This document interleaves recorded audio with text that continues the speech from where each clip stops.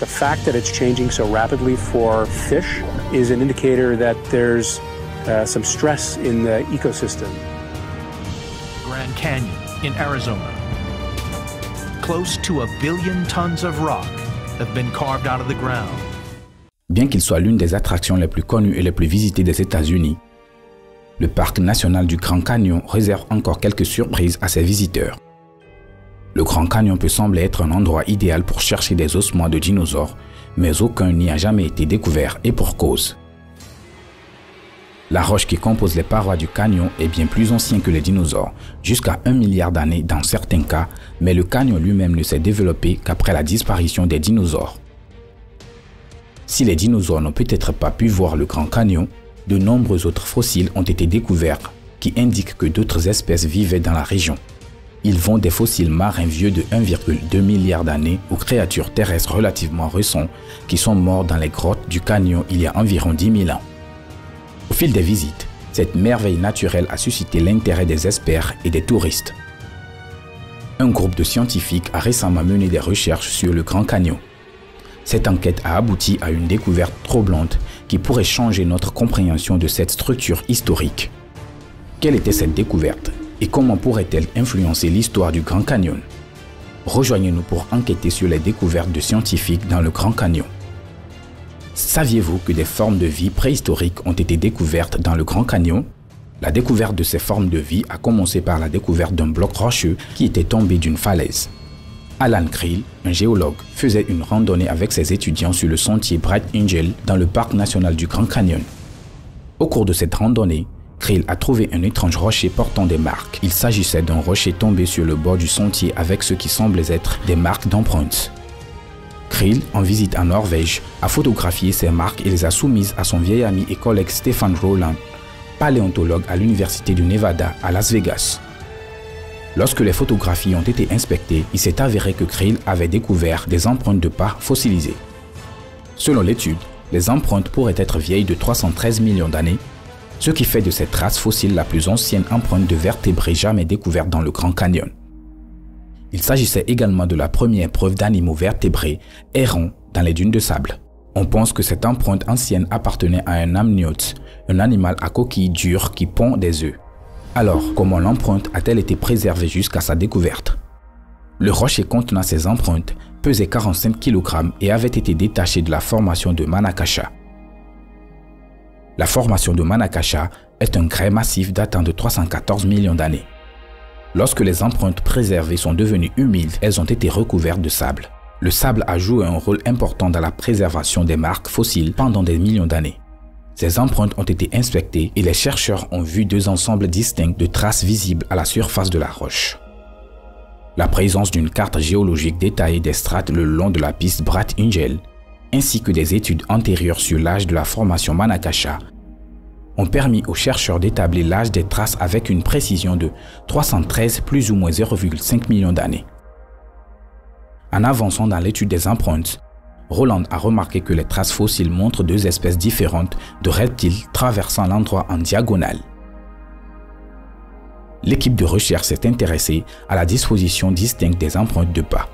La reconstitution par les chercheurs de la séquence de pas de cet animal révèle une démarche particulière appelée marche en séquence latérale dans laquelle les pas d'un côté de l'animal se déplacent successivement, les pattes arrière suivies de la patte avant en alternance avec le mouvement des deux pattes du côté opposé. Les experts ne savent toujours pas si les empreintes ont été faites par deux reptiles différents ou par le même animal à plusieurs reprises. En effet, le deuxième lot d'empreintes a été évalué et s'est avéré se déplacer légèrement plus rapidement que le premier. Quoi qu'il en soit, cette découverte est révolutionnaire car les traces de Bright Angel Trail montrent que la démarche en séquence latérale a été utilisée très tôt dans l'histoire des animaux vertébrés. La découverte représente également la plus ancienne preuve de la présence d'amniotes dans les dunes de sable, datant d'au moins 8 millions d'années. Malgré les théories entourant les découvertes, certains experts pensent que l'étude de Rowland sur les empreintes de pas pourrait être controversée. Mark Nebel, responsable du programme de paléontologie du Grand Canyon, est l'un de ces scientifiques. Selon Nebel, l'interprétation des traces, la détermination de l'âge des roches et la détermination du type d'animal qui a laissé ces traces font l'objet de nombreuses controverses dans la communauté scientifique. Quoi qu'il en soit, M. Nebel se félicite de cette découverte, d'autant plus que le bloc rocheux était à la vue de tous et que de nombreuses personnes l'ont manqué. Il manque près d'1 milliard d'années de roches dans le Grand Canyon. Depuis des décennies, les experts s'inquiètent de ce phénomène. Le Grand Canyon est la preuve de l'histoire à travers les roches. Chaque couche représente une période différente sur Terre. Comment se rendre compte que des couches de roches datant de plus d'1 milliard d'années sont absentes du dossier géologique du Grand Canyon? L'anomalie, surnommée la Grande Discordance, a été découverte en 1869 par le géologue John Wesley Powell. Alors qu'il descendait le fleuve Colorado, il a remarqué cet écart inhabituel.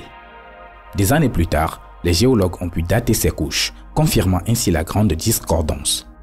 Des roches dont l'âge varie entre 1,4 et 1,8 milliard d'années ont été découvertes à proximité de roches dont l'âge est de 520 millions d'années. Ce qui a conduit les experts à découvrir cette information. Alors, qu'est-il arrivé aux roches manquantes dans cet étrange écart? Des scientifiques ont même proposé une explication du phénomène dans leurs recherches, affirmant que le passé géologique du Grand Canyon est plus complexe que nous le pensons. Certaines parties du Grand Canyon ont pu changer de diverses manières au cours des millénaires. Cette transition pourrait avoir entraîné l'emportement de certaines roches dans l'océan. Afin de déterminer la cause de cette anomalie, l'équipe a mis au point des procédures analytiques pour ses recherches. Grâce à la thermochronologie, ils ont pu reconstituer l'histoire perdue de la Grande Discordance. La thermochronologie mesure la chaleur stockée dans une roche à l'aide de diverses techniques d'analyse chimique. Les résultats de cette étude montrent que certains événements peuvent avoir généré cette lacune inhabituelle dans les archives géologiques. On pense que l'événement s'est produit en même temps que la rupture violente du supercontinent rhodynien, qui s'est produite entre 633 et 750 millions d'années. Cette période a dû être tumultueuse pour la tectonique de la Terre car elle a modifié et déséquilibré les couches rocheuses. En outre, les matériaux évalués par l'étude suggèrent que le Grand Canyon a subi des déformations géologiques différentes de celles du côté est du canyon. 1, 2, 3. Les chercheurs ont déterminé que le socle rocheux du côté ouest du canyon semble être remonté à la surface il y a environ 700 millions d'années. En revanche, vers l'est, la moitié des mêmes couches de pierre sont enfouies derrière plusieurs kilomètres de sédiments. Bien que les résultats de cette étude ne suffisent pas à trancher une fois pour toutes le cas de la Grande Discordance, l'équipe estime qu'il constitue un pas de géant vers la tentative de comprendre le mystère qui la sous-tend.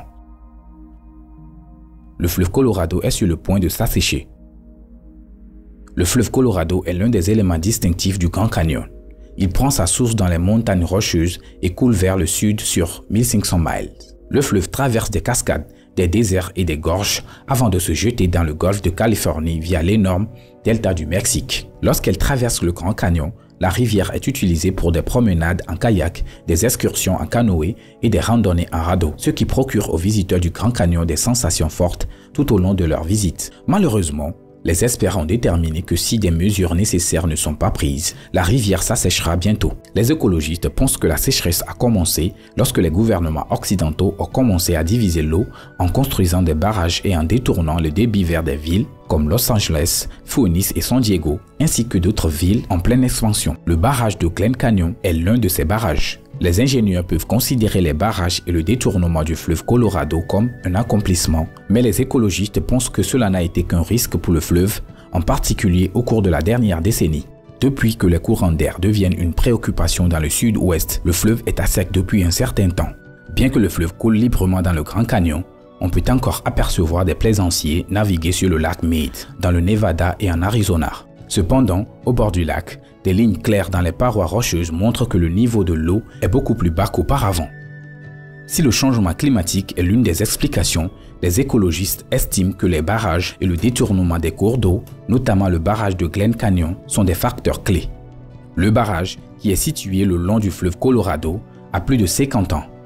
C'est la machine en mouvement qui a donné naissance au lac Powell, et bien qu'il soit utilisé pour l'hydroélectricité, les niveaux d'eau sont trop bas pour en produire. Si les niveaux d'eau continuent de baisser, l'eau ne pourra plus s'écouler en aval en raison de l'emplacement du barrage. Si cela se produit, cela aura une influence néfaste sur l'approvisionnement en eau de l'Arizona, de la Californie, du Nevada et même du Mexique. Par conséquent, les organisations environnementales exhortent les gouvernements à investir dans la configuration du système de plomberie du barrage de Glen Canyon. Si la technologie du barrage est mise à jour, l'eau aura plus de place pour s'écouler. Espérons que cela soit fait rapidement avant que la situation ne s'aggrave. Les falaises calcaires abritent des centaines de passages qui offrent des aperçus du passé lointain. La majorité des falaises calcaires du canyon comportent des grottes. Le Grand Canyon, tel que nous le connaissons, comporte plusieurs grottes, dont l'intérieur est rempli de divers restes de plantes et d'animaux qui nous donnent un aperçu du passé de la région pendant la période glaciaire. Les grottes varient également en taille, certaines étant si étroites qu'il faut y entrer à 4 pattes, tandis que d'autres sont assez grandes pour y organiser une fête. Dans tous les cas, ces grottes ont constitué un habitat idéal pour les chauves-souris, les oiseaux, les rats des bois, les chèvres de montagne aujourd'hui disparus et les paresseux. On a découvert que les os de certains de ces animaux avaient été extraordinairement bien conservés en raison des conditions de sécheresse osseuse dans lesquelles ils ont été trouvés. Ces fossiles bien conservés ont permis aux chercheurs d'avoir accès à 40 000 ans d'histoire et de savoir comment était la vie pendant la période glaciaire. Lorsque les scientifiques ont entrepris d'étudier ces marqueurs historiques, ils ont commencé par la grotte Rempart, à l'extrême ouest du canyon. Les scientifiques ont découvert plusieurs boules d'excréments éparpillées sur le sol. On pourrait penser qu'elles ont été extraites récemment, alors qu'elles ont été produites par un paresseux terrestre Shasta de 500 livres, éteint depuis près de 10 000 ans. Lorsque les excréments ont été testés par datation au radiocarbone, il s'est avéré que les dépôts d'excréments de paresseux avaient entre 40 000 et 11 000 ans. La découverte de matières anciennes dans les excréments a également aidé les scientifiques à déterminer les habitudes alimentaires de l'animal. Le pollen qui a dérivé de l'air a été consommé par les animaux et ils offrent également des informations importantes sur la communauté végétale régionale. D'autres crânes ont également été retrouvés, notamment des crânes de chèvres de montagne disparus et des oiseaux momifiés. L'expédition était dirigée par Steve Emsley, professeur de biologie à l'Université de Caroline du Nord et expert en oiseaux de l'ère glaciaire. Il a trouvé des oiseaux dans les grottes et a pu les étudier. D'après son analyse chimique, les oiseaux du Grand Canyon consommaient probablement de la mégafaune comme mets de choix. Cependant, la mégafaune s'est éteinte, ce qui pourrait avoir éliminé les oiseaux également. Faites-nous savoir ce que vous pensez de ces nouvelles découvertes sur le Grand Canyon dans la section des commentaires ci-dessous.